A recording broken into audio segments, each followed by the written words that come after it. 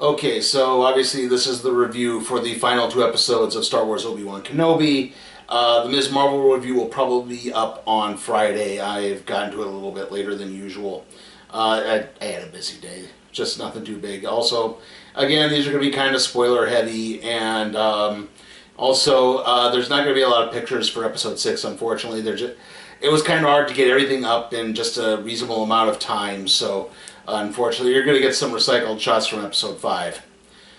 Okay, so basically episode 5 is kind of the, for lack of a better term, potboiler episode. I don't know if it would be a bottle episode in the strictest sense of the term, but yeah. Basically, the early rebellion, or proto-rebellion, whatever you want to call it, are forced to be in this cave. They've been driven to there after everything that's happened. And they are fighting through, and as this is happening, it turns out the tracking device on Lola has kind of been discovered, and they realize the Empire is coming.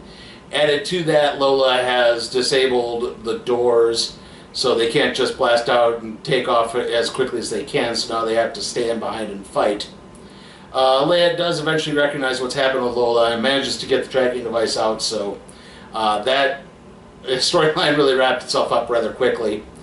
As this is happening, Reva is made the official new Grand Inquisitor by Darth Vader, and eventually she leads a team of troopers down there to confront everyone, in particular Obi-Wan, and Obi-Wan tries to force communicate with her and discovers, her backstory, which I think was kind of evident, that she was one of the younglings who got caught up in the, in the attack during Order 66, or the assault on the Jedi Temple, and she pledged fealty, trying to save her friends. Unfortunately, it didn't help.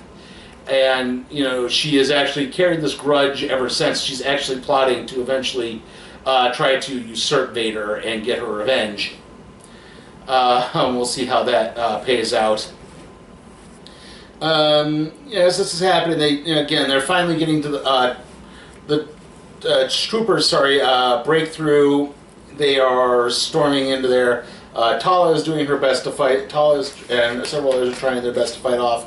Eventually Tala winds up sacrificing herself just to make sure that everyone gets to safety. And this kind of gets to this point where they they manage to get everything to the point where they are able to set up a dummy ship to hopefully throw the Empire off just long enough for them to escape, which they do. And as this is happening, though, Obi-Wan is actually able to make something of a deal with Reva, saying, "Look, Vader wants me. I'm going to say and lead him into this, and we're going to try to get away. I will basically, false lead him, and then you can betray him and get rid of him." And she says, "Okay, I'll work with you on this, for this one moment of revenge." And, Obi-Wan manages to, does all that, we don't quite get the face-to-face confrontation again, but as this is happening, again, you see Obi-Wan get onto the lead into the bay with the dummy ship. Okay, they get away.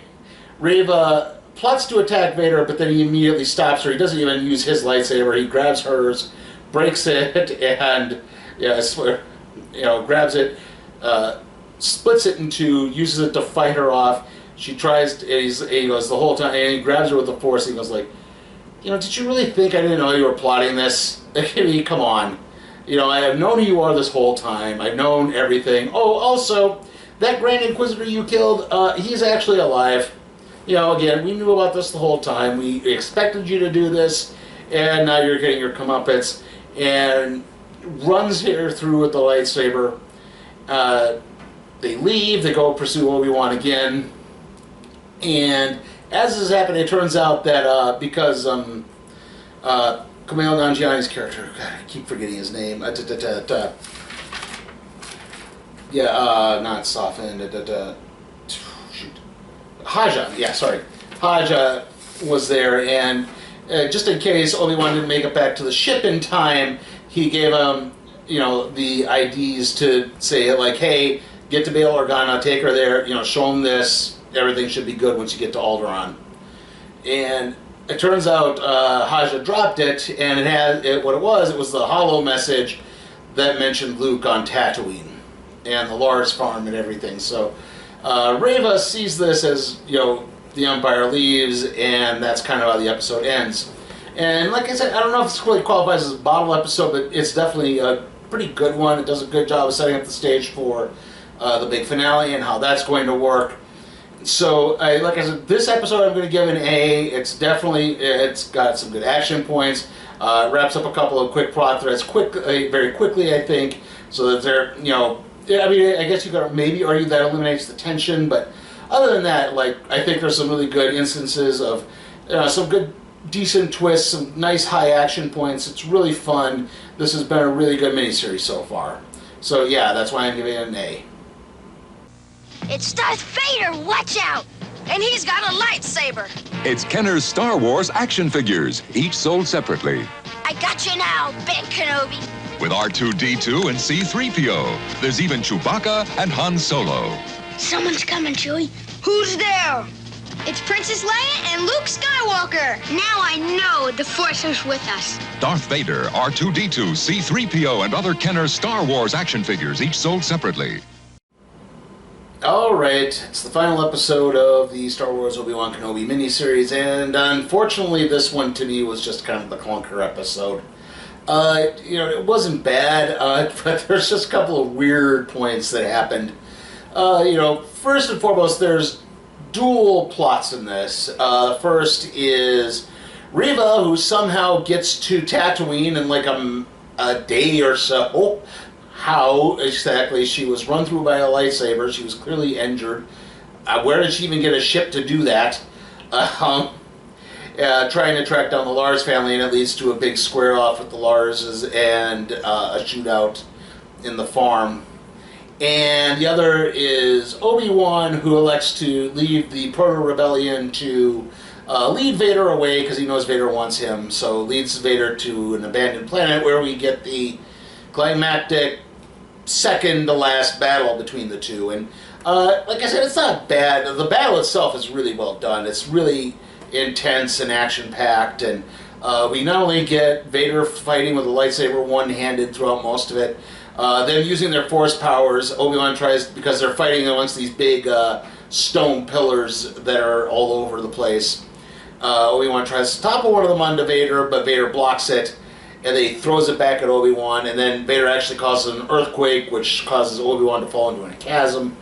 And then he buries Obi-Wan, but Obi-Wan uses his thoughts of Luke and Leia and the importance of everything to, blast through, and he breaks free, and they fight even more. And, now Obi-Wan's the one launching boulders at Vader, and, then this big climax is Obi-Wan manages to get his lightsaber and just crack Vader right in the helmet, causing the big split.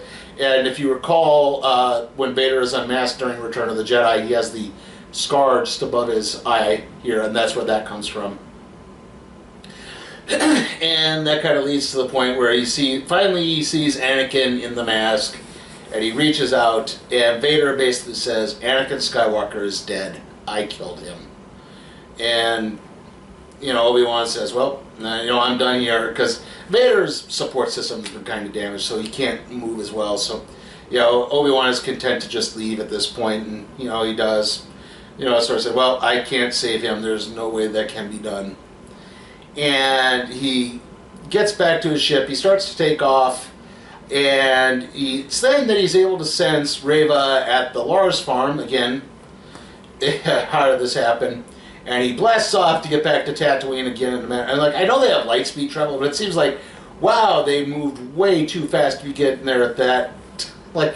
Even at the speed of light, it shouldn't have taken that quick. It should have still been at least a day or so. And at this point, Luke, at his aunt and uncle's orders, runs off. He runs into Beggar's Canyon. He's trying to use the canyon to avoid Reva, but she trips him, and he falls down and knocks himself out. She prepares to deliver the killing blow, but she flashes back to herself and the sight of the younglings being killed. And that is enough to get her to freeze and reconsider that this is not a fulfilling goal. Trying to get revenge on Anakin Skywalker by killing the son that he never knew. So, yeah, it's just kind of like, wow, this is pointless. And just as Obi-Wan arrives to help Owen and Beru look for Luke, she walks out of the canyon carrying Luke's body. He's alive but unconscious. And that's just kind of like, Obi-Wan says, look, you chose the right path. You've proven you're not a slave to the dark side. Live your life. Be free. And she buries her lightsaber, and that's kind of how that story ends. So yeah, kind of a rushed ending. And then it kind of drags a bit because we get Obi-Wan returning to Alderaan to visit Leia again. Earlier in the episode, as she was upset that he was leaving, he gave her Padme's gun holster, no blaster in it, because he wouldn't give her a gun to a child. And he said, this belonged to someone who was very brave. And as this, he basically confesses that yes, he knew her parents, but he doesn't give her the whole story. He says just that they were very good people and they cared about you, and they want you to be the best. I know you can. Yeah, you reflect the best of both of them.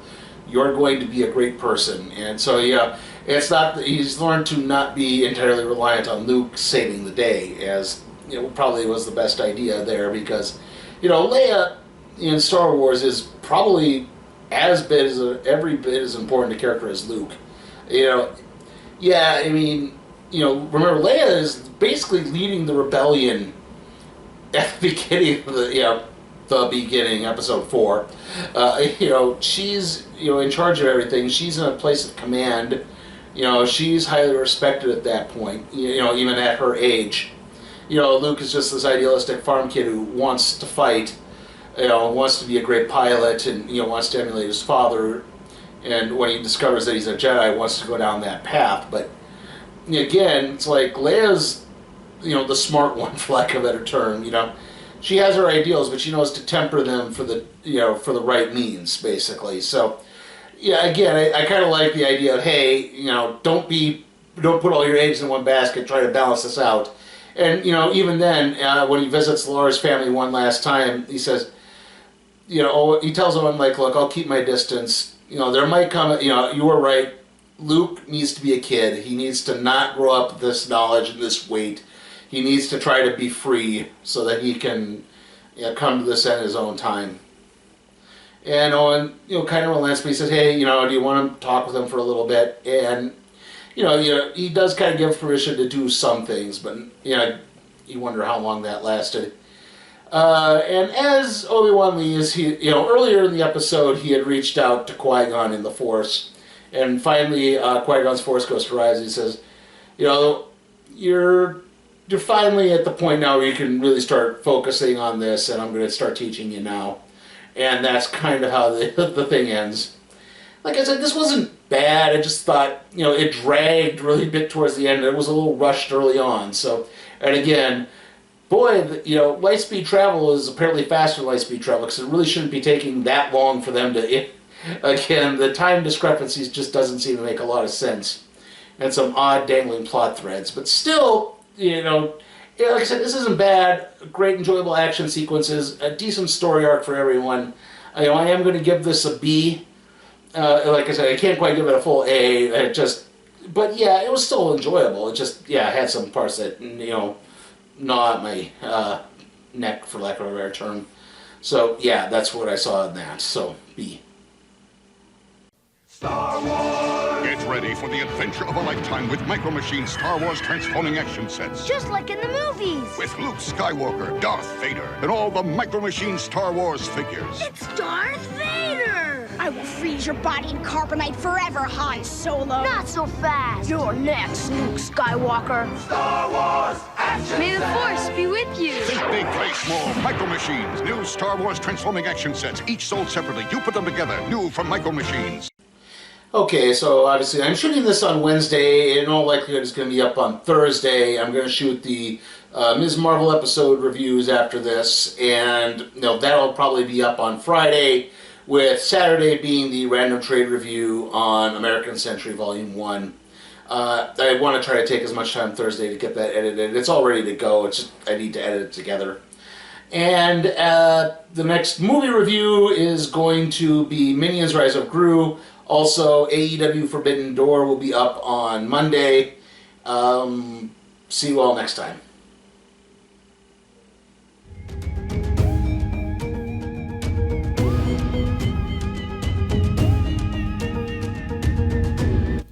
Hey guys, remember, you can help support my channel at patreon.com/sleepytimeforcat productions, where you can help request a movie, even if it's something like, say, Sonic the Hedgehog or the next Purge film. I'll review it.